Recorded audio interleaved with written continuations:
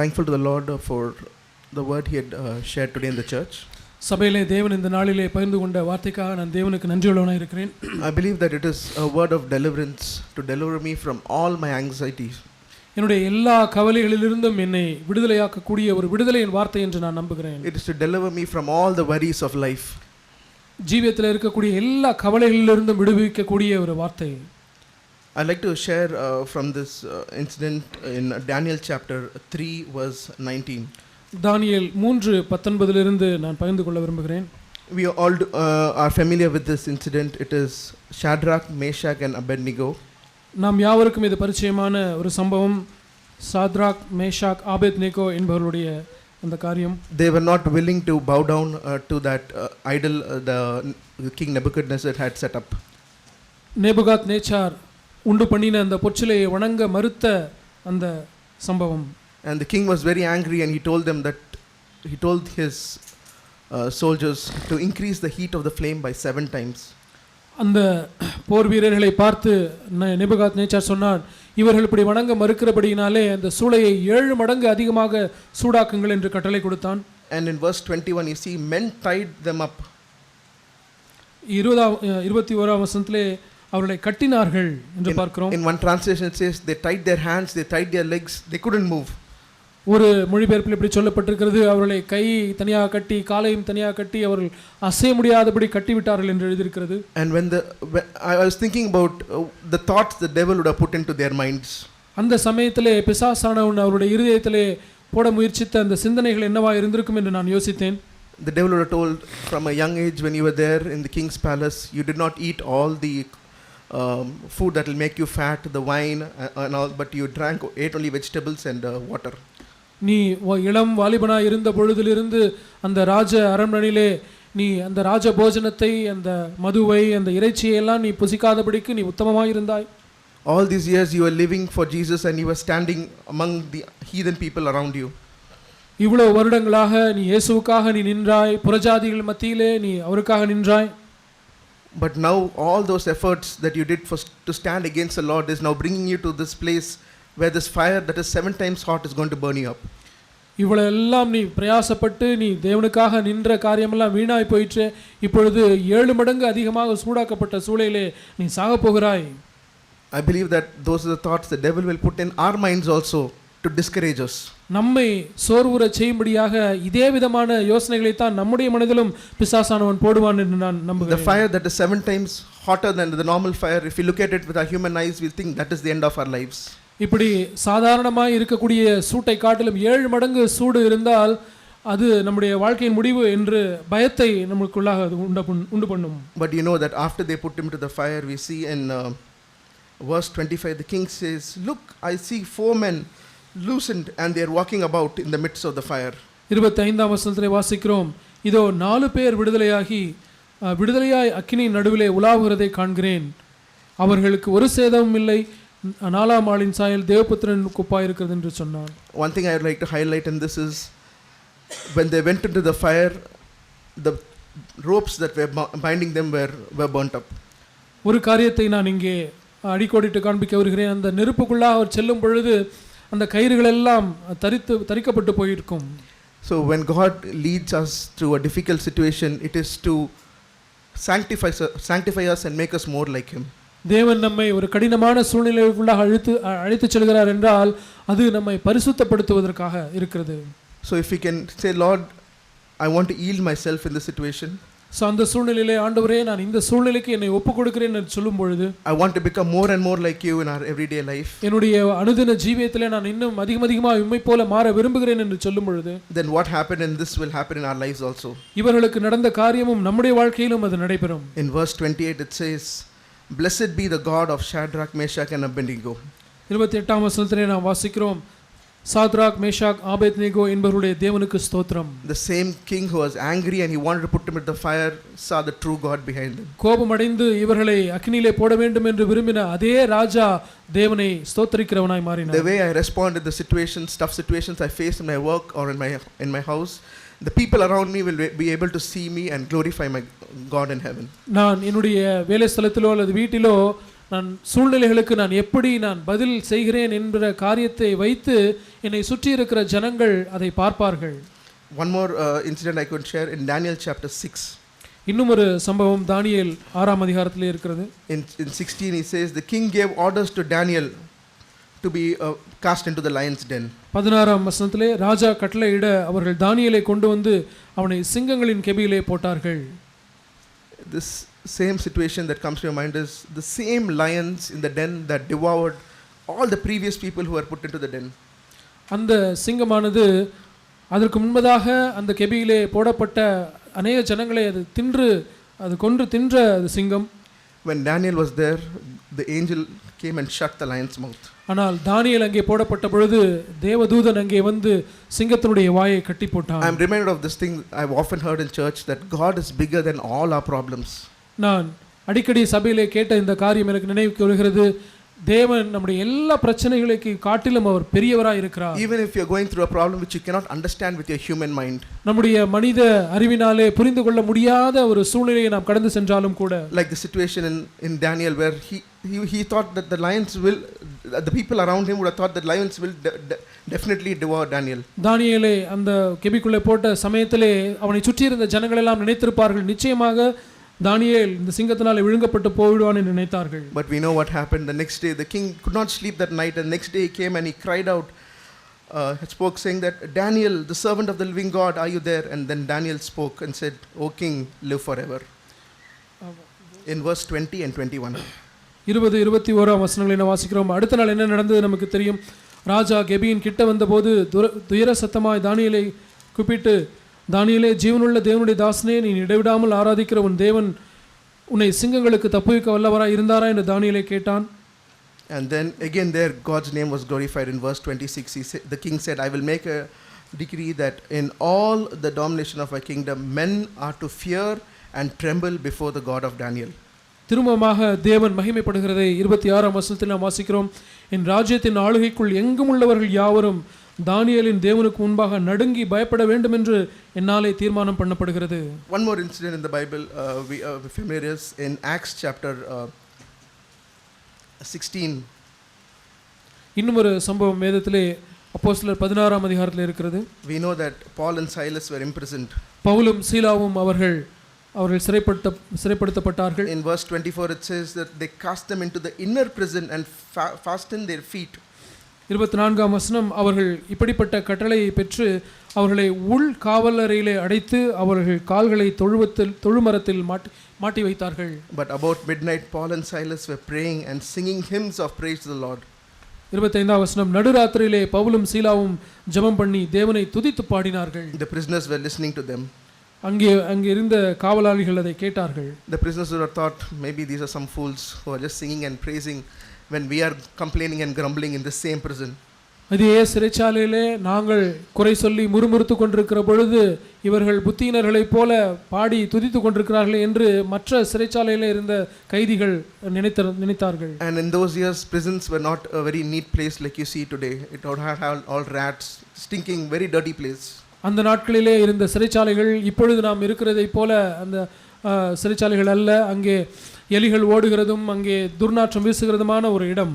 But for Paul and Silas the situation around them did not disturb them at all. ஆனால் பவுலுக்கும் சீலாவுக்கும் அவர்களை சுற்றி இருந்த சூழ்நிலை அவர்களை சலனப்படுத்தவே இல்லை. But they were praising and singing songs to the Lord. அவர்கள் துதித்து தேவனுக்கு பாடல்களை பாடிக்கொண்டிருந்தார்கள். And then we know in verse 26 the foundation of the prison and the house was shaken, and immediately all the doors were opened and everybody's chain were unfastened. 26வது வசனம், சடுதியிலே சிறைச்சாலையின் அஸ்திபாரங்கள் அசையும்படியாக பூமி மிகவும் அதிர்ந்தது, உடனே கதவுகள் எல்லாம் திறவுண்டது, எல்லாருடைய கட்டுகளும் கழன்று போயிற்று.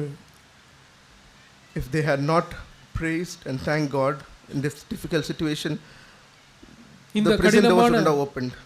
இந்த கடினமான சூழ்நிலையிலே அவர்கள் துதித்து தேவனை ஆராதிக்காதிருந்தால் இந்த கட்டுகள் எல்லாம் அருந்து போயிருக்காது. Like we heard today, the three things, prayer, thanksgiving and supplication, we should do at all times. நாம் இன்றைக்கு கேட்டது போல ஜெபம், விண்ணப்பம், ஸ்தோத்திரம் செலுத்துதல், இது எல்லாவற்றையுமே மூன்று காரியங்களையும் நாம் எப்பொழுதுமே செய்கிறவர்களாக So இருக்க as I was வேண்டும். listening to the message, I was thinking like maybe certain situations I'm still a slave is because I'm not doing what Paul and Silas did in that difficult situation. நான் செய்தியை கேட்டுக்கொண்டிருந்த பொழுது இப்படித்தான் உணர்வடைந்தேன். நான் சில காரியங்களிலே எனக்கு வெற்றி கிடைக்காததற்கு காரணம் பவுலும் சீலாவும் இப்படி எப்பொழுதும் தேவனை துதித்து ஜெபம் பண்ணது போல நான் அதை தவறிவிட்டதினாலே தான் என்று நான் உணர்வடைந்தேன். In Luke, this is a verse in New Testament which says we have to do daily, and it's a very familiar verse in Luke chapter 9 verse 23. It says, if anyone wishes to come after me, let him deny himself and take up the cross daily and follow me. Luca 9:23.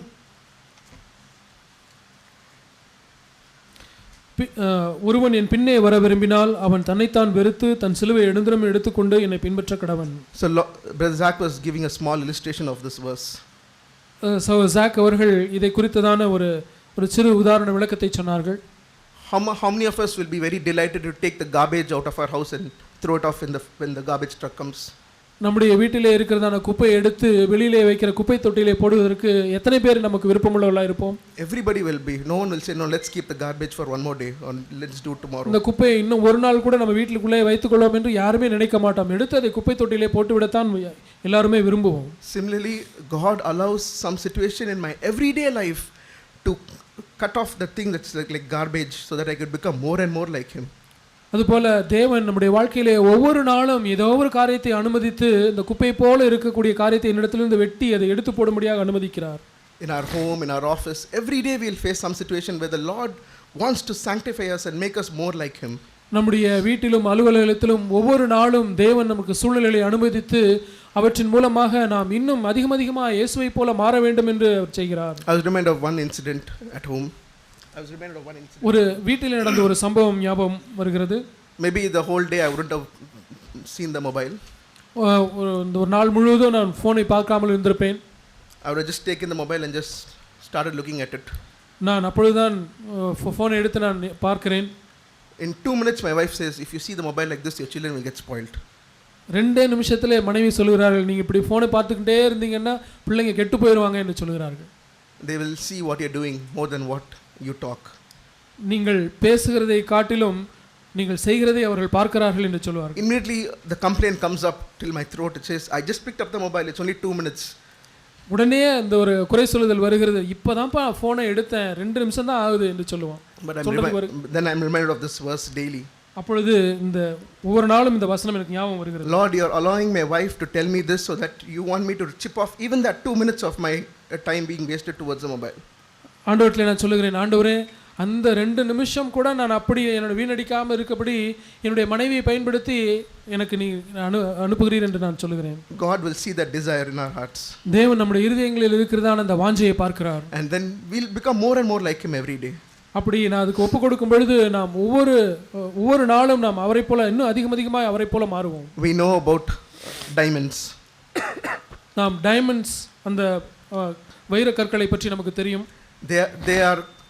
They are like under many miles under the earth's crust, and with that heavy pressure for many years that carbon turns into diamond.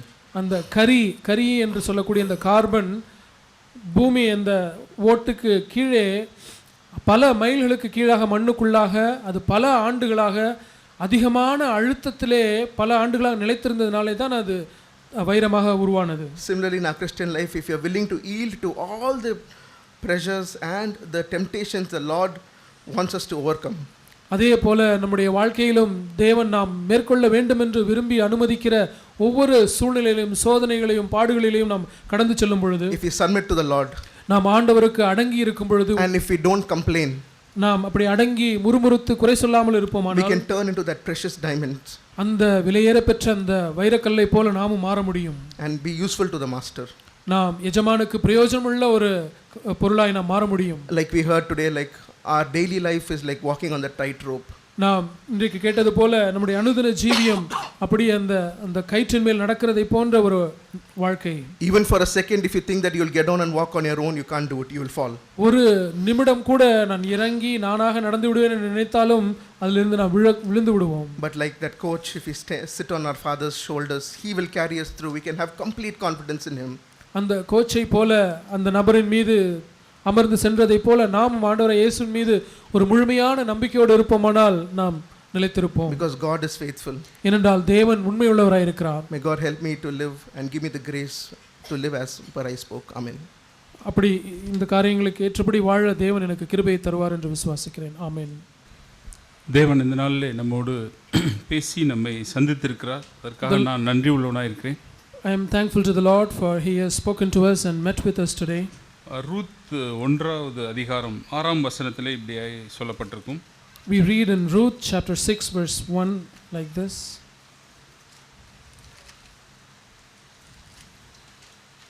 கர்த்தர் தம்முடைய ஜனங்களை சந்தித்து அவர்களுக்கு ஆகாரம் அருளினார் என்று இங்கே எழுதப்பட்டிருக்கிறது. 1:6. Ruth chapter 1 verse 6.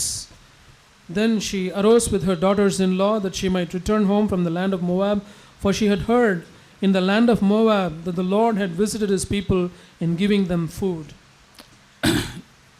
நம்மில் அநேகர் இப்படி தேவையுடையவர்களாய் டிப்ரெஷன், கவலைகள், பிரச்சனைகள் இதன் ஊடாய் கடந்து போகிறதை தேவன் உணர்ந்து நமக்கு ஏற்ற வார்த்தைகளை இந்த நாளிலே கொடுத்து நமக்கு ஆகாரம் அருளி இருக்கிறார் என்று நான் விசுவாசிக்கிறேன். I believe that the Lord has seen that many of us are going through depression and anxiety and noticed that, and then he has given us his word to encourage us.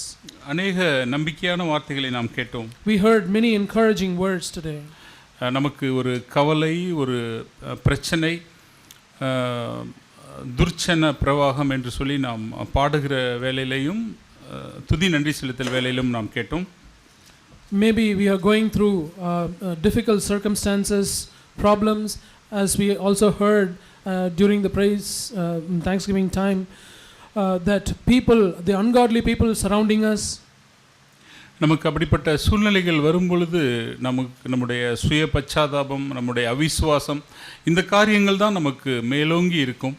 When we encounter such circumstances, what will be overarching in our lives would be those unbelief and discouragement. ஆனால் தேவன் இந்த நாளிலே நமக்கு ஏற்கனவே கேட்ட வார்த்தைகள் இருந்தாலும் அதிலிருந்து நமக்கு வழியை சொல்லி தந்திருக்கிறார். Even though we have heard these words many times before, the Lord has given us a way through them. நாம் அந்த 3 விஷயங்களை மறந்துட வேண்டாம். Let us never forget those 3 things to do. ஜெபம், prayer, வேண்டுதல், supplication, ஸ்தோத்திரம், நன்றி செலுத்துதல், and thanksgiving. இந்த காரியங்களை நாம் இருதயத்திலே வைத்து நாம் கடந்து போக தேவன் நமக்கு உதவி செய்வார். The Lord will help us to go through all our circumstances with our using these 3 things all the time. இந்த பிலிப்பியர் 4:6 மெசேஜ் பைபிளில் இப்படியாய் சொல்லப்பட்டிருக்கிறது. This Philippians chapter 4 verse 6 is rendered in the message Bible like this. உங்களுக்கு கவலைகள் அதிகமாகும்போது, when your anxieties increase, உங்களுடைய அந்த supplication, அதாவது வேண்டுதலும் நன்றி செலுத்துதலும் சேர்ந்து உங்களுடைய கவலைகளை அந்த கவலையை ஜெபமாக மாற்றட்டும் என்று எழுதப்பட்டிருக்கிறது. It says that when your anxieties increase, let your requests and your supplications increase, so that will turn your anxieties into thanksgiving and prayer. கவலை நமக்கு முன்பதாக பிரச்சனை, துக்கம் இருக்கிறது. Before us we have problem and sadness. இப்பொழுது அந்த சகோதரன் சொன்னார்கள், சப்ளிகேஷன் அப்படின்னாக்க அந்த பர்டிகுலர் காரியத்தை தேவனிடத்தில் போயிட்டு இப்படிப்பட்ட சூழ்நிலை இருக்கிறது ஆண்டவரே என்று சொல்லி வேண்டுதல் செய்து தேவன் ஏற்கனவே நமக்கு செய்த காரியங்களை நினைத்து நாம் நன்றி செலுத்தும் போது, so when we are pressed down by these anxieties, when we go to the Lord remembering what the Lord has done in the past and thanking him for that, and we pray about a specific problem that we are facing, which is supplication, அது அப்படியே ஜெபமாக மாறி நம்முடைய இருதயத்தை லேசாக்கி விசுவாசத்தை நமக்கு கொடுக்கும். then that will make our worries and anxieties into a prayer, and then that will lighten our heart. ஆம் சகோதர சகோதரிகளே, நாம் கேட்டோம், அப்படி கவலைப்படாமல் இருப்பதற்கு நமக்கு விசுவாசமும் தாழ்மையுள்ள இருதயமும் தேவை என்று நாம் கேட்டோம். Yes, brothers and sisters, we heard that in order for us to have faith, we should have humility. நம்மை நாம் சிந்தித்து பார்ப்போம், அல்லது நாம் கவலைப்பட்ட சுய பச்சாதாபத்தில் இருந்த சூழ்நிலைகளே நம்முடைய மனநிலையை நாம் யோசித்து பார்ப்போம். நாம் கவலையோடு சுய பச்சாதாபத்தோடு ஆங்ஸைட்டியோடு இருந்த சூழ்நிலைகளை நாம் நினைத்து பார்ப்போம். Let us think about our attitude when we went through anxieties and how we went through them with self pity and all. அல்லது அப்படிப்பட்ட சூழ்நிலையில் இருப்பவர்களை நாம் கவனித்திருப்போம். Or we may have observed the people who went through such circumstances. அந்த இடத்துல நமக்கு அவிசுவாசம் இருக்கும். There we could find disbelief. பெருமை இருந்திருக்கும். There could be pride. அதனால் நம்மால் தேவனிடத்திலே சென்று நாம் விண்ணப்பம் பண்ணி நாம் ஜெபிக்க முடியாதவர்களாய் நாம் இருந்திருப்போம். Because of that pride and unbelief, we could have found ourselves not being able to go to God in prayer. சகோதரர் அதைத்தான் 1 பேதுருவிலே அவர் வாசித்தார். அவர் ஏற்ற காலத்திலே உயர்த்தும்படிக்கு பலத்த கரங்களுக்குள் நாம் அடங்கி இருக்க வேண்டும். Our brother showed that verse in 1 Peter that we should submit ourselves in the mighty hand of God that he may exalt us at the proper time. நம்முடைய பிரச்சனைகள் வரும் பொழுது நாம் நன்றாக நினைத்து பார்த்தோமானால் நம்முடைய பெருமை நிமித்தமாக நாம் முறுமுறுத்திருப்போம். When we face some circumstances, if we really think about those circumstances, we would have murmured and complained against God because of our pride. நாம் நம்மை ஆராய்ந்து பார்ப்பதற்கு பதிலாக நம்மை சுற்றி இருப்பவர்களிடத்திலே குறைகளை கண்டுபிடித்து நாம் தேவனிடத்திலேயும் மனுஷர்களிடத்திலேயும் முறுமுறுக்கிறவர்களாய் நாம் இருந்திருப்போம். Instead of examining ourselves and judging ourselves, we would have looked at the other people and found fault with them and started complaining and murmuring. அது எதற்கு ஒப்பாக இருக்கிறது? தேவனுடைய கரம் ஒரு இரும்பு மெட்டல் ராடு போல நாம் இருக்குமானால் அதிலே போய் நாம் மோதுவதற்கு ஒப்பாக இருக்கிறது. What is it like? It is like fighting against a metal rod, a heavy metal rod which is the hand of God. ஆனால் அந்த மெட்டல் ராடிலே நம்மை தாழ்த்தி நம்மை ஆராய்ந்து பார்த்து நாம் நம்மை நிதானிக்கும் பொழுது தேவன் நமக்கு விசுவாசத்தை கொடுத்து அந்த கவலையிலிருந்து நம்மை தூக்கி எடுப்பார். But instead of fighting against that metal rod, if we just humble ourselves under the mighty hand and judge ourselves and examine ourselves, then the Lord will be our protection and give us peace. தேவன் எப்படியாய் நமக்கு உதவி செய்ய ஓடி வருகிறார் என்று சொல்லி எபிரேயர் 2:18 நாம் அந்த ஆம்பிளிஃபைடு மொழிபெயர்ப்பிலே நாம் கேட்டோம். We heard of the amplified Bible version of Hebrews 12:18 about how the Lord is coming running towards us to help us during the time of our temptation. தமிழிலே அவர் உதவி செய்ய வல்லவராய் இருக்கிறார் என்று எழுதி இருக்கிறது. சகோதரன் வாசித்த அந்த மொழிபெயர்ப்பிலே நாம் அப்படி ஒரு பிரச்சனையிலே கடந்து செல்லும்போது அவர் ஓடி வருகிறவராய் இருக்கிறார் என்று நாம் கேட்டோம். In Tamil it says that he is able to help. Even in English it says he is able to help us during the time of temptation, but in the amplified Bible our brother showed that the Lord is coming running towards us to help us. ஆராதனை நேரத்திலே அந்த இளைய குமாரனை நோக்கி தகப்பன் ஓடி வந்ததை நாம் கேட்டோம். During the time of praise and thanksgiving we heard that the father came running towards the younger son. 2 நாளாகமம் 16:9 நாம் இப்படி வாசிக்கிறோம். अनेक முறை நாம் சபையிலே இந்த வசனத்தை கேட்டிருக்கிறோம். We've heard this verse many times in the church. It's in 2 Chronicles 16:9. Chapter 16 verse 9. தம்மை பற்றி உத்தம இருதயத்தோடு இருக்கிறவர்களுக்கு தம்முடைய வல்லமையை விளங்க பண்ணும்படி கர்த்தருடைய கண்கள் பூமியெங்கும் உலாவிக் கொண்டிருக்கிறது. 2 Chronicles chapter 16:9.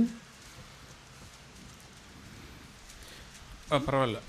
The eyes of the Lord move to and fro throughout the earth that he may strongly support those whose heart is completely his.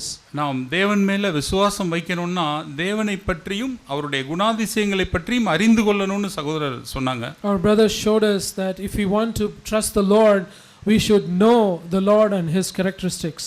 ஒரு பின்மாறி போன குற்றமனசாட்சியுடைய மகன் திரும்பி வரும்பொழுது தேவன் ஓடி வருகிறார்.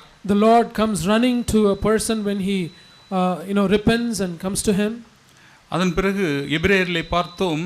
அவர் உதவி செய்கிறதுக்கு அவர்கள் எல்லாரும் நம்மை மாதிரியே சோதிக்கப்பட்டதுனால அவர் அப்படி பிரச்சனைகளை கடந்து செல்லும் பொழுது அவர் உதவி செய்ய ஓடி வருகிறார் என்று கேட்டோம். In Hebrews we heard that because he went through the same kind of circumstances that we also go through, he comes running towards us to help us in our circumstances. இங்கே 2 நாளாகமம் 16:9 அவருடைய கண்கள் அப்படி உத்தம இருதயமா இருக்கிறவர்களுக்கு நான் என்ன செய்யலாம் அப்படின்னு சொல்லிட்டு உலாவிக் கொண்டிருக்கிறதை நாம் கேட்கிறோம். And here in 2 Chronicles 16:9 that the eyes of the Lord move to and fro throughout the earth to see how he may strongly support those whose heart is completely his. இது மெசேஜ் பைபிள் இந்த வசனம் எப்படி இருக்கிறது என்றால், This is how the Message Bible நான் renders this ஆங்கிலத்தில் verse. வாசிக்கிறேன்.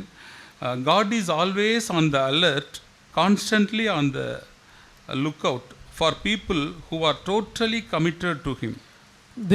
தேவன் மீது தம்மை முழுமையாக அர்ப்பணித்த ஜனங்களுக்கு எப்படி உதவி செய்ய வேண்டும் என்று எப்பொழுதும் அவர் அலர்ட்டாக இருந்து கொண்டே இருக்கிறார் என்று சொல்லப்பட்டிருக்கிறது. தேவன் தனக்கு அர்ப்பணித்த ஜனங்களை பார்த்து அவர்களுக்கு எப்படி நம்ம உதவி செய்யலாம் அப்படின்னு சொல்லிட்டு தொடர்ந்தேச்சியாக அலர்ட்டாக தேவன் பார்த்து கொண்டு இருக்கிறார் அப்படின்னு சொல்லிட்டு நாம் இங்கே வாசிக்கிறோம். Here we read that the Lord is always on the alert to see how he can help those who have completely submitted themselves to the Lord. ஆம் சகோதர சகோதரிகளே, நாம் கவலைப்பட தேவையில்லை. Yes, brothers and sisters, we don't have to be worried or அல்லது anxious. ஸ்ட்ரெஸ்லையோ அல்லது டிப்ரெஷன்லையோ நாம் இருக்க வேண்டிய அவசியம் இல்லை. We don't have to be stressed out or be in depression.